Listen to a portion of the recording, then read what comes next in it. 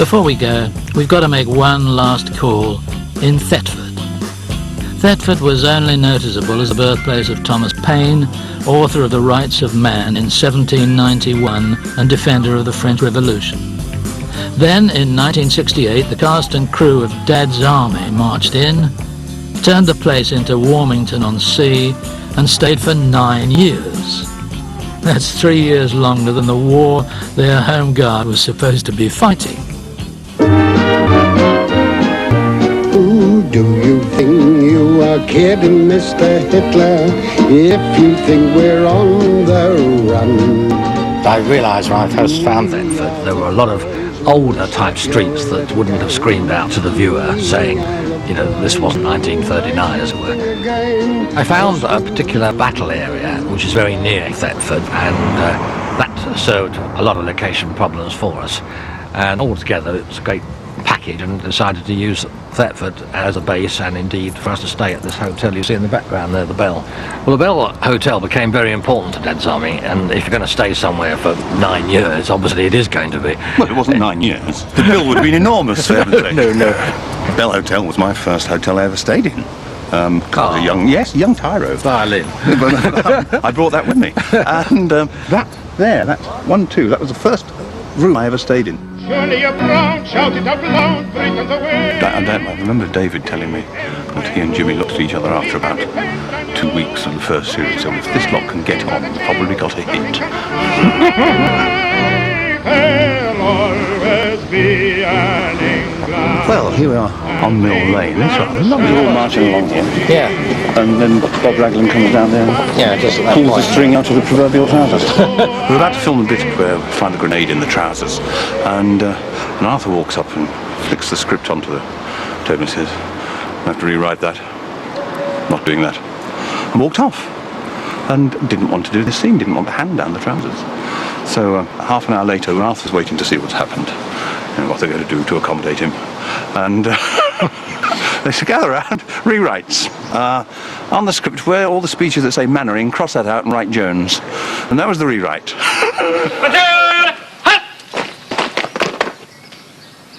Where on earth are you taking the prisoners, Mannering? Yeah, well, you see, sir, Captain Mannering thought they'll go for a walk, sir. You know, get a bit of fresh air. They've been cooped up in a submarine for weeks. Well, all right. I'm going up to the railway station to pick up the escort for the prisoners. I'll see you later. Yes, sir. Platoon! By the left! I'm surprised at you, Mannering. Your men are always so smartly turned out. Why isn't Corporal Jones wearing his equipment? And what's this great lump of string hanging down his back?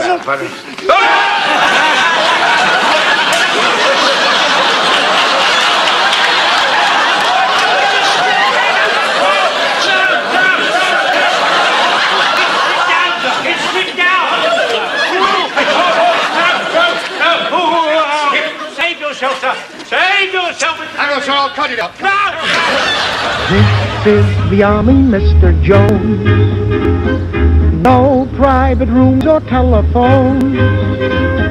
You had your breakfast in bed before, but you won't have it there anymore. Getting somewhere private was very important for us filming Dad's Army, because from the start we were filming something that happened 30 years earlier, as it were. So it was very important that we actually had somewhere that we could completely take control over, and knew that we know cars or people that we didn't want in the background. But also, the great thing about the Sanford Practical Training Area is that it had still a remnants of normal village life around. She had you worried, but this is war, and she won't worry you anymore.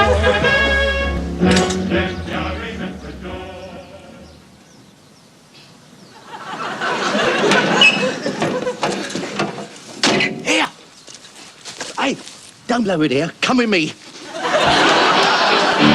My experience on Dad's Army is something I never ever forget. The week off school, the working the stars, and of course £50 which I earned. Through the eyes of a 14-year-old, things don't get much better than that. Blow it here and I'll give you a sixpence.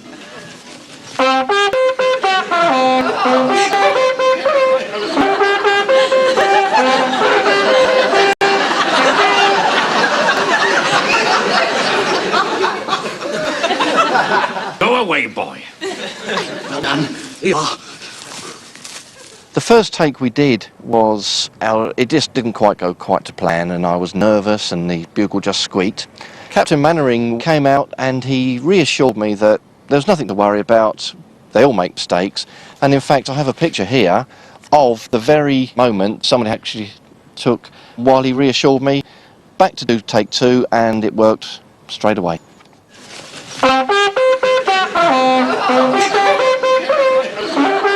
Because of the equity rules, I wasn't allowed to speak. Even when I was given the sixpence, not even allowed to say thank you. Well done.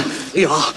It had to be a total silent movie as far as I was concerned. Run, rabbit, run, rabbit, run, run, run. This is Frog Hill behind us, where we did the closing sequences. That's right, yeah. Coming up there. Yeah. We'd finished filming that day, and we've got about 20 minutes, and David decided to do it now.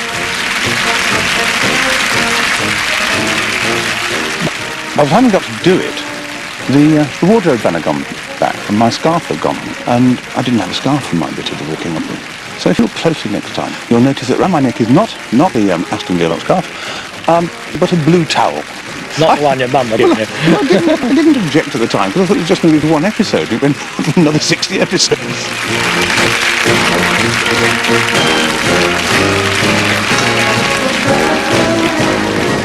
It's a living.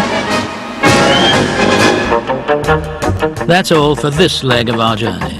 We'll be back again next week in the sunny south coast with the League of Gentlemen